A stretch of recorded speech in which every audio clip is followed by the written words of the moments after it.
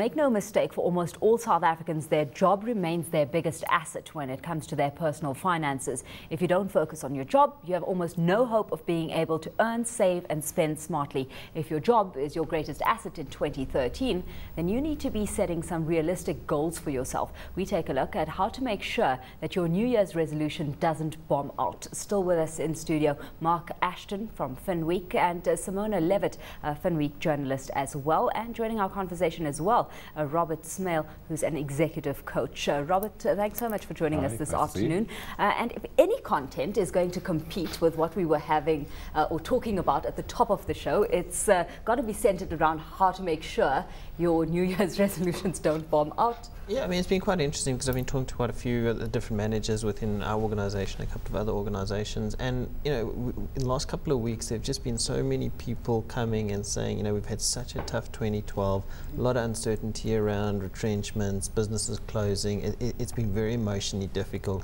If you live and breathe your job, this has been a year where you actually you're not sure what to focus on anymore. It's actually been quite a soul-destroying year for a lot of people, and a lot of people are simply treating their job as the cornerstone to their personal finances. And if that safety net is being pulled away from you, you're going to think, well, am I actually able to?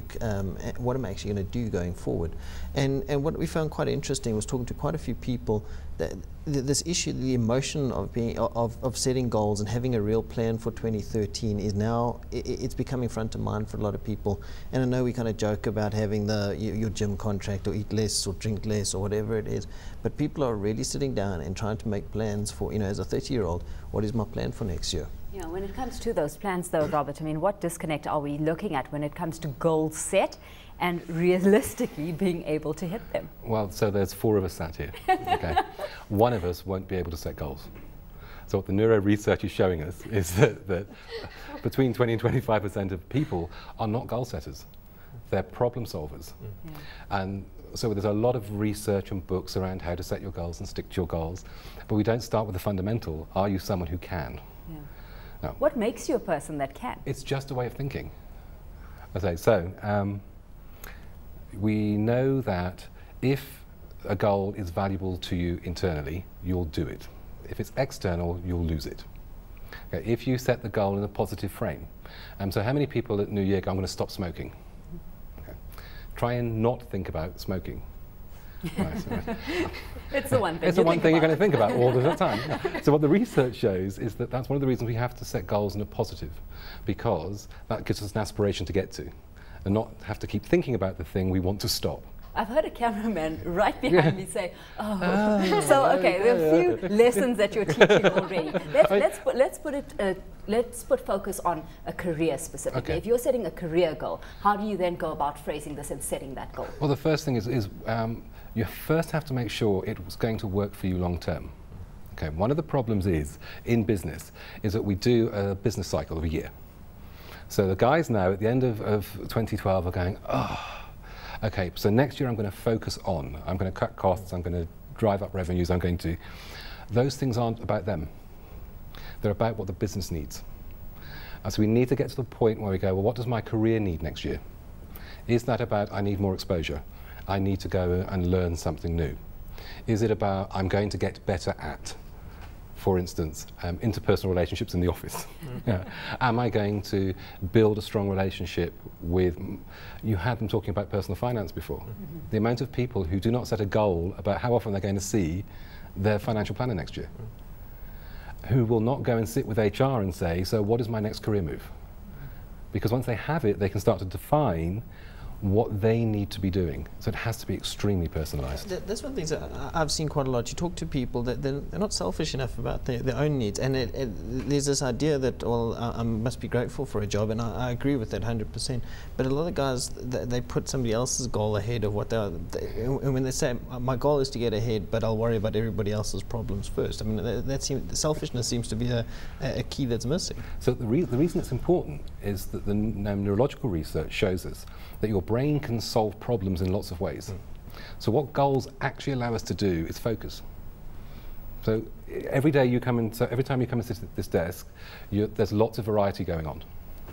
Right? So you will deal with whatever this person says, what feedback you get from each other. rather than sitting down and going, so what am I going to do for the next 15 minutes? Yeah. And that will then create the focus. So when I came up, I had 3 things that we had to be aware of. That it has to be internally motivated, that it has to be positive. And you want to know what the third one is now, don't you? Yep. And the third one is it has to be specific. Too often, the goal is too broad. Yep. I would actually want more information on that, because I think the issue in the current environment is that it's so hard to be specific, because there's so much uncertainty. How do you plan when you don't actually even know if you have a job next year? So how do you goal state? Well, I mean, is it a case, plan to be flexible? It could be. You know, this thing about portfolio lives. I mean, it could be that you're going to upskill in another area. Okay? But if you can't make it specific, I will guarantee that by March, you'll be sitting there going, well, I had an idea I was going to. So I'll use myself, because that's the one I know when it's a goal and when it's a dream. At the beginning of 2012, my doctor told me I had to lose weight because of my arthritis and my cardiac risk. So I went, okay, then I'll go on a diet and I'll go to the gym. Yeah. So it took me until May to realize I was going back to see my GP and I'd be in trouble. Right? Then I sat down and go, so what do I really need? So the cardiac risk indicator for men is their waist size. So I must get my waist down from 46 to 36. That's a big thing. So, okay. By the Christmas, I will have lost 4 inches off my waist. That was, now I can think and concentrate on what I'm going to do. That led to gym, diet, those things, and I achieved it. It's the same with your career. You can think, okay, am I going to change companies? I don't know. Am I going to be skillful enough to change companies? Is in my control. It's such a fine line, such a tightrope that you've got to walk, though. I mean, on the one hand, you can set lofty goals that you will never achieve, and you joked about the gym contract that we never fully adhere to come the new year. You can be lofty on the one hand, and you can lack ambition on the other hand. How do you manage that? Goal settings and ambition are 2 very separate things. So you can be as ambitious as you like, but tomorrow you have to get up and go to the office. Mm-hmm. So one of the ways when I work with senior management is I get them to bring their 360s, all their performance reviews with them. And we say, okay, so what is it we're looking at? Now often you'll see in there, in the 360s, there'll be things around relationship. Mm-hmm. So what is the one thing you could do tomorrow that would improve this? Mm-hmm. Right. And it may be as simple as I will greet the receptionist on the way in. It's a goal. And they can track it. How often did I do it? What was the result of it? And it's that simple, and it's that complicated, because it's about discipline.